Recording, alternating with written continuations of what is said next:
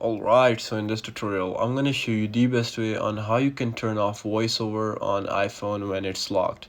So sometimes when it gets locked and people panic that they can't use it now, but it's very easy to unlock it. First up, just make sure to keep that in your mind that you have to double tap everything. It's not gonna be on single tap. You have to do with your two fingers or even three fingers, like tapping it at the same time. And obviously Face ID is gonna be disabled, so you just need to double tap on your password digits. Okay, once you double tap on it, the phone will be unlocked, and then you have to swipe twice with your finger like this. Okay, and then you need to open up settings, and I know it won't open up settings directly. You need to tap like on it for like 2 3 times, and then you gotta scroll down and you'll see the option of general. Press on that, and some phones do have the option directly on over here.